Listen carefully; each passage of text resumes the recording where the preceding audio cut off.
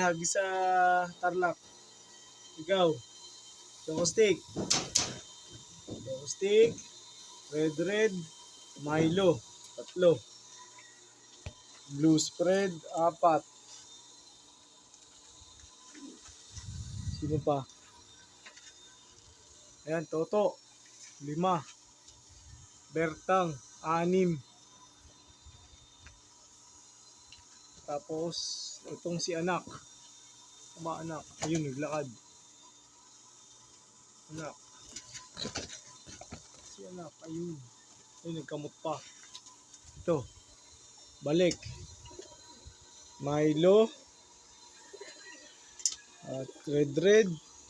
Choco stick. Blue spread. Toto. Bertang. Anak. 7. Kakarga natin ngayon sa Tarlac. Sa BBC.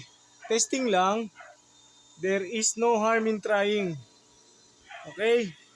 Good morning, guys. Good morning. Pagod pa ang mata ni Daddy Tutan. Dami ng trabaho.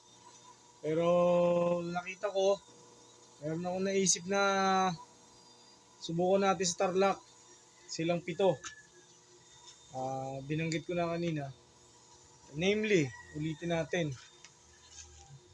Si anak, si Bertang, si Milo, si Choco Stick, si Blue Spread, si Red, si anak, si Toto.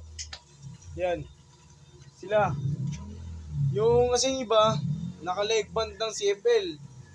Anything goes. Ano man mangyari, hindi madadamage yung ating target na CFL bands na ating inaasahan na may lalaro natin this upcoming South Race. Malapit na po ang training ng South. At ating pong susubukan na sila ngayon sa Norte. Baka may habol ko pa. Total, malapit lang ang Tarlac. Wow, lapit. Ang post ng ibon natin, somewhere out there lang, pero tiwala naman tayo sa kanila. At I'm very sure na uuwi naman sila. Na wag lang maliligaw. Anyway guys, ang ating pag-iibon ganyan. There is no harm in trying, ika nga sa wikang English.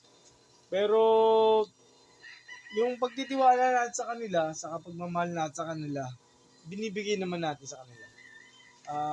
The same way, vice versa, uuwi naman sila for sure.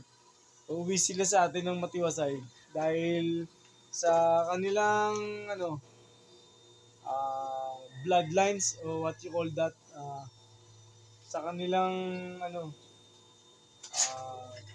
eagerness, they will be, and I will hope na and pray na yung eagerness nila na makauwi dito sa ating loob dahil hindi na nila matatagpuan yung pag-aalaga namin ni Mami Tutan sa kanila kagaya ng pagmamahal namin sa kanila.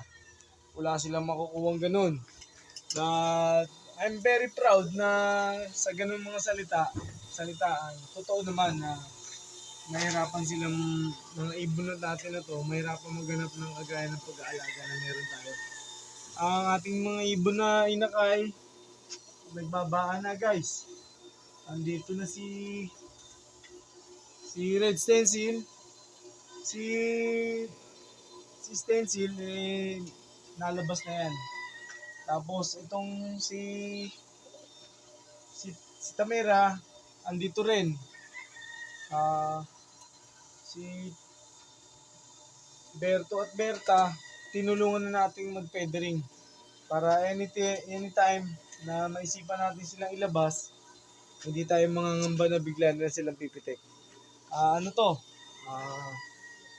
Dry run, testing lang sa kanila na magagamit natin this coming South. At sana maka-familiarize na rin sila sa pag-uwi nila dito sa ating loop. Kasi nga, yung ating loop hihintayin sila. Itong ating mga ibibitaw mamaya, let's see. And tingnan natin talaga na mapakinabangan natin sila Makita natin yung lipad nila at gagawin nilang lipad. For the meantime, silipin ko lang sila sa taas. Ayan guys, napili ko na yung mga kakarga natin sa sa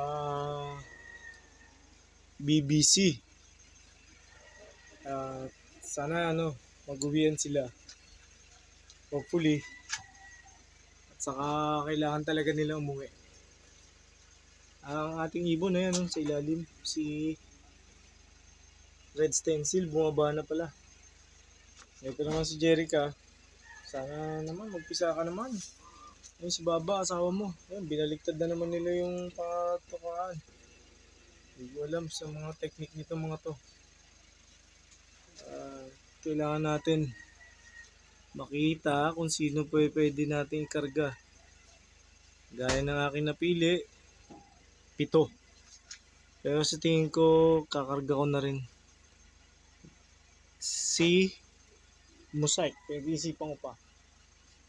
Pero okay na rin siguro yan.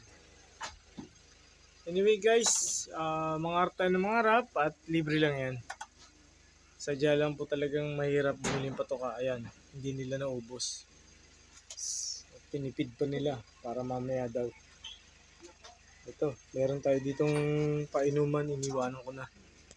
Ano po yan? Enerton yan. Electrogen.